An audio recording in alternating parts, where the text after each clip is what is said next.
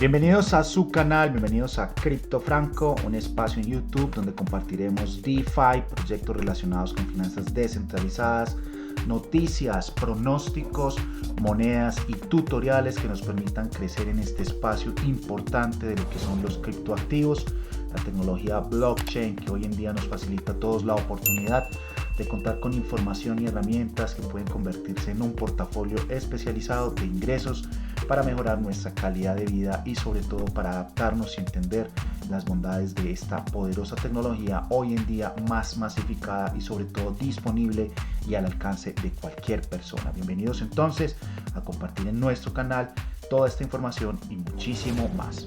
Bienvenidos.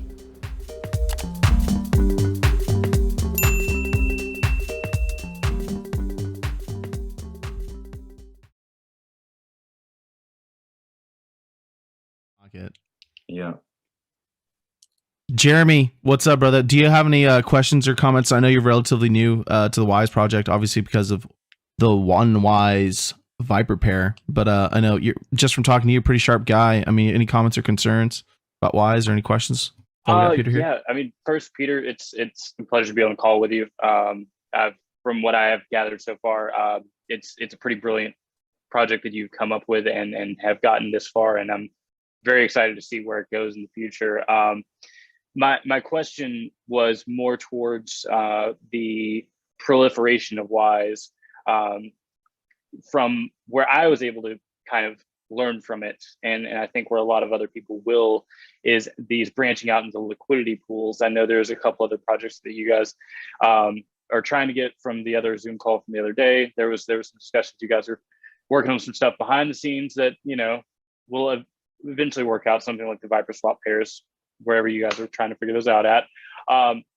But that was what introduced me to the Wise ecosystem. So as you're looking at things in the future with Binance Smart Chain and Polkadot, really is your main thought process there just to introduce as many people to the Wise platform and the future suite of products? Or is there any potential for sort of a bridging of those ecosystems in the future? Yeah, Jeremy, nice to meet you, and really good question too.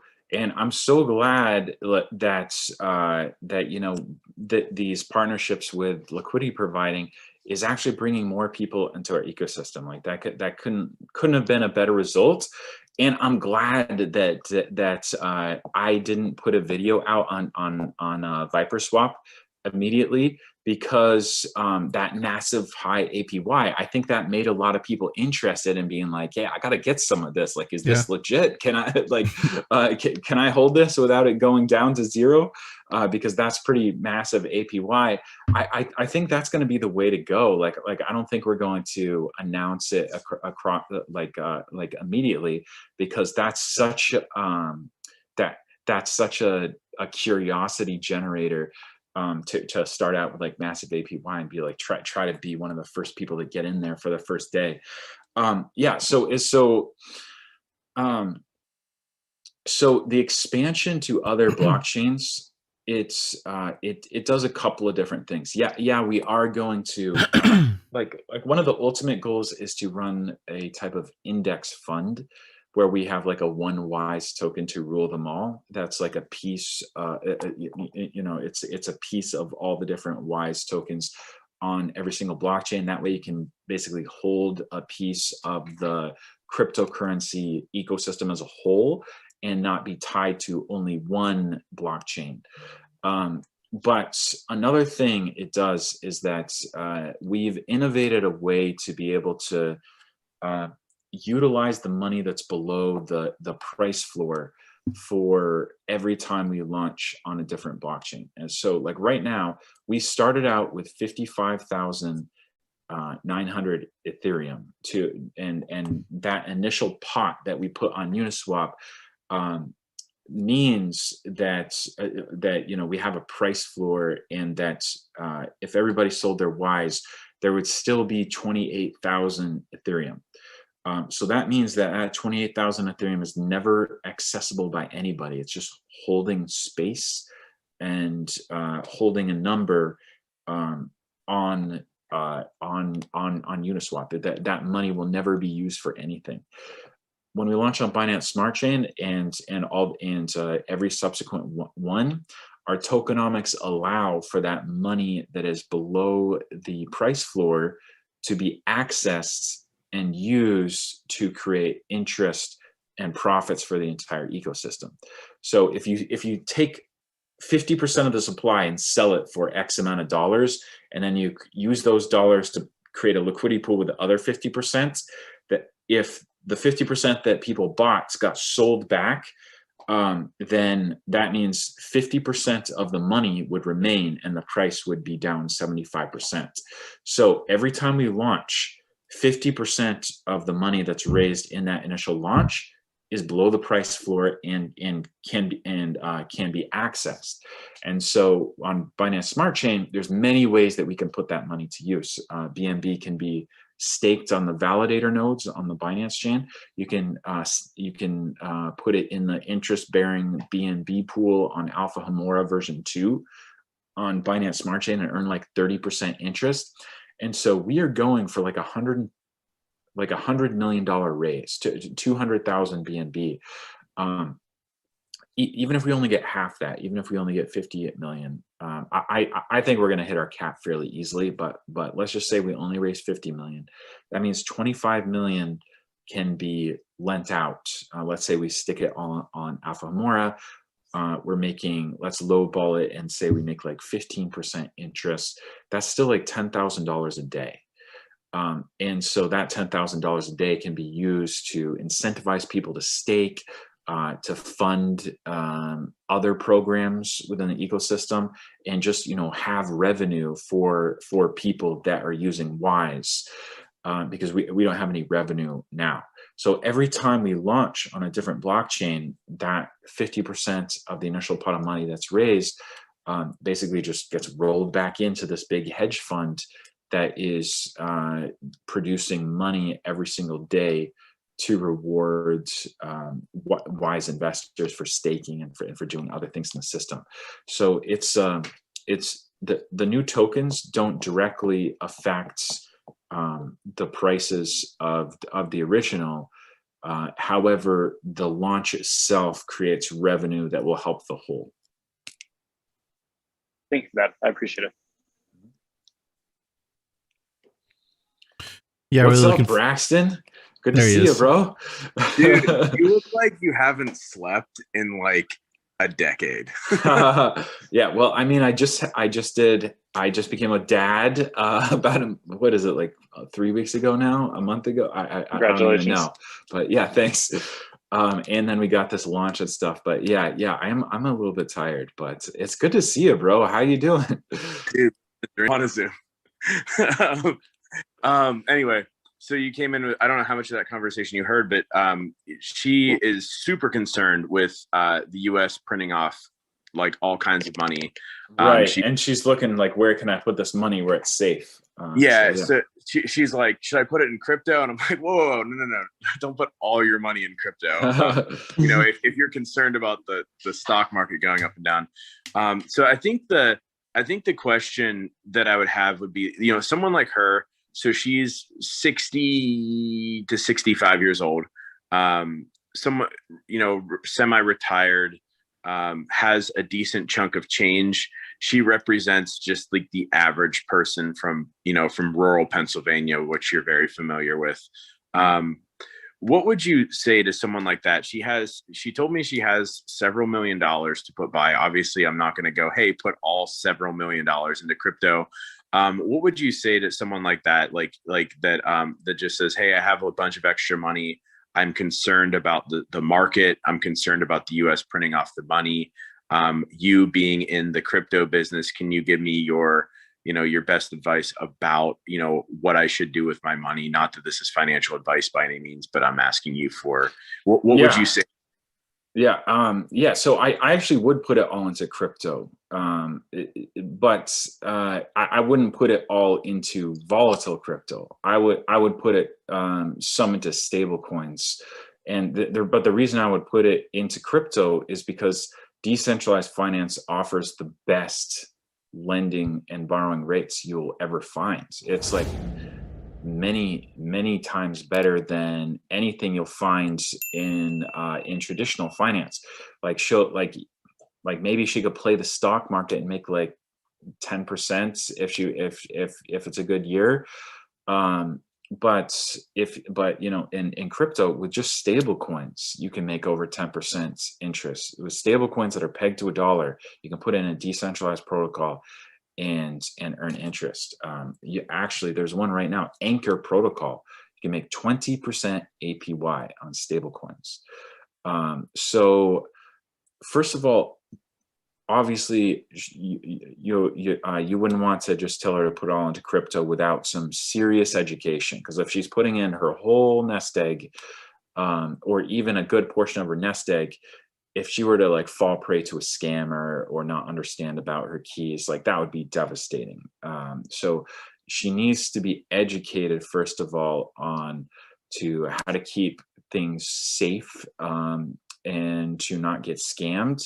And then after that, I would put at least half of it into stuff like, Bitcoin, Ethereum, Wise, and then I would take half of it and then I would I would lend it to protocols and make great APY. Like you don't even need $5 million for a 70-year-old lady to be able to live very, very comfortably. You need like $1 million to be able to make a monthly paycheck at 100% safe, that is going to pay all your bills and leave you thousands of dollars besides. So yeah, I would just educate her about crypto, because having multiple millions of dollars, you're set for life, and you don't have to take hardly any risks at all. And my take on should the stock market crash, worst case scenario, Great Depression 20s, should the dollar go down, my take on that would be crypto goes through the roof, not down with the dollar. Right. Yeah. And so just hedge your bets and have like 50% of your portfolio in stable coins. So like, for instance, let's say, so $2.5 million times $250,000 a year, just making 10%, which you can make easily in a number of different protocols. That's with half or stack. And so if the dollar devalues, well, you got your other half in crypto, and then you should be doing fine. But yeah, she is more than set for life. She can live like a rapper if she wants to. Investing in Bitcoin, she could very soon, have tens of millions of dollars, and still have half her portfolio in cash, and be completely safe. So yeah, I would definitely educate her about crypto. Like she's not going to get any of those returns, like anything anywhere close to that in traditional finance.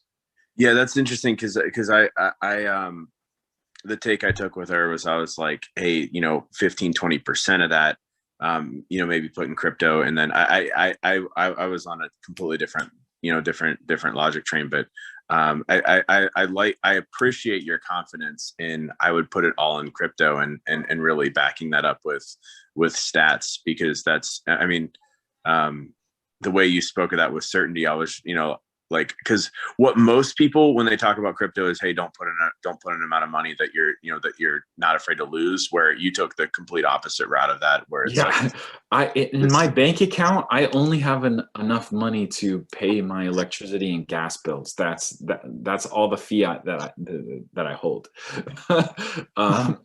It's dangerous. It's like, people, it's just as dangerous. It's like, it's the most depreciating, deflating thing out there. So yeah, that was a powerful answer. And I don't really often hear people in the crypto space double down to the level that you just did. And that's really commendable. Yeah, I believe it, man. Like it's you get like it's all just stats, and like if the protocols are safe, which they are, and if they're pegged to $1, which they are, like there's no reason, like why would I have anything in fiat if I can make more with it in crypto and with You said higher amounts of safety. It's 10% return, 10% on You can get 10% in your sleep.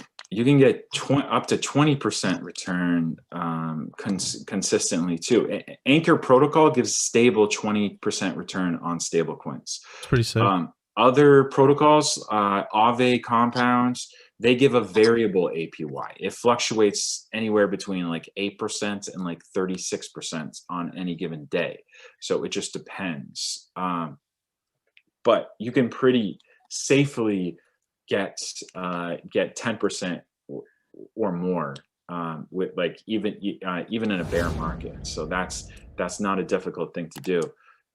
You could literally just stick it all in Aave or stick it all in Compound, stick it all in Celsius protocol. I don't know, maybe even like Blockfolio or something like that. There's a bunch of them out there right now. I would go with 100% decentralized one, like Aave is almost 100% decentralized. I believe the lending protocol, the vault side of it, is 100% decentralized. But yeah, 10% in your sleep, man. There's so many people, borrowing crypto.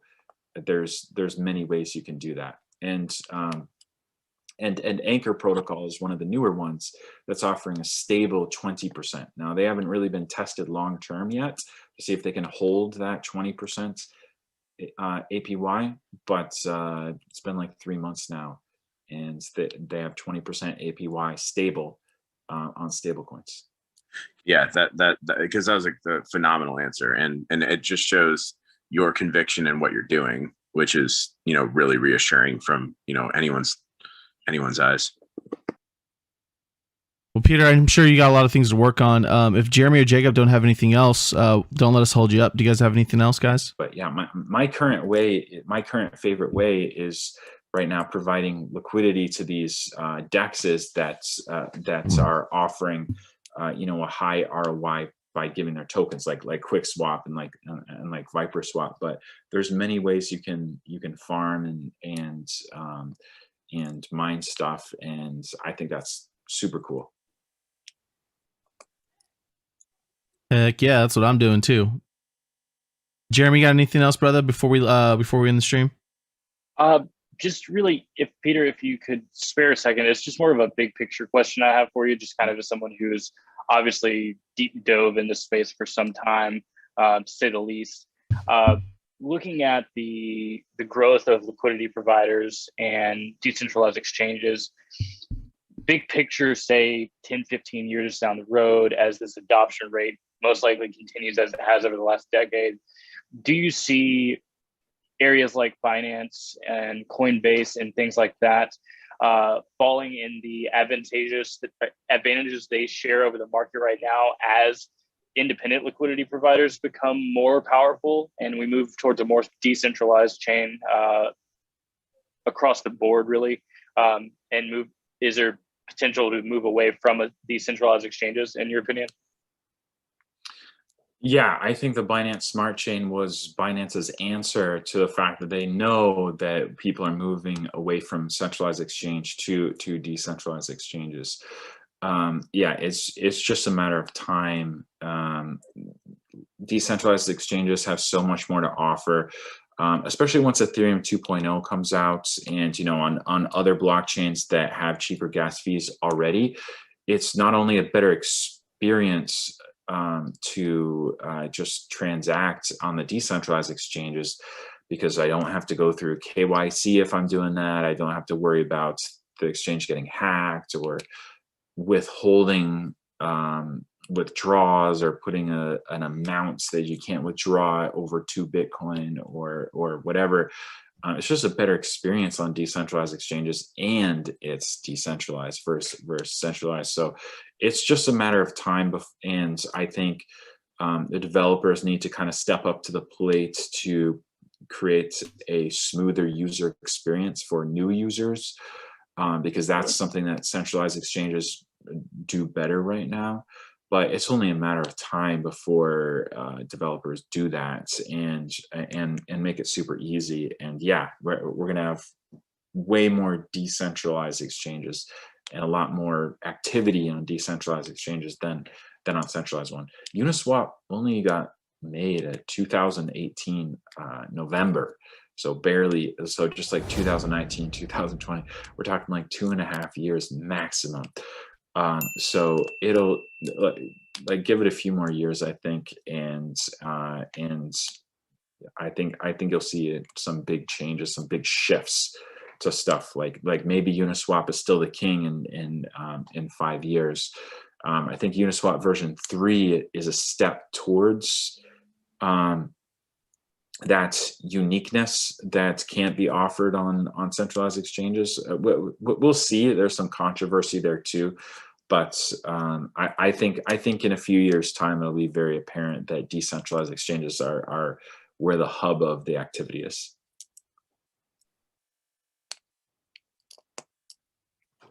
Awesome. Thank you so much for that, Peter. I think we can leave on that on a high note. I'm going to go ahead and stop the stream, guys, but make sure you guys like this video. Make sure you guys subscribe so you guys never miss a thing.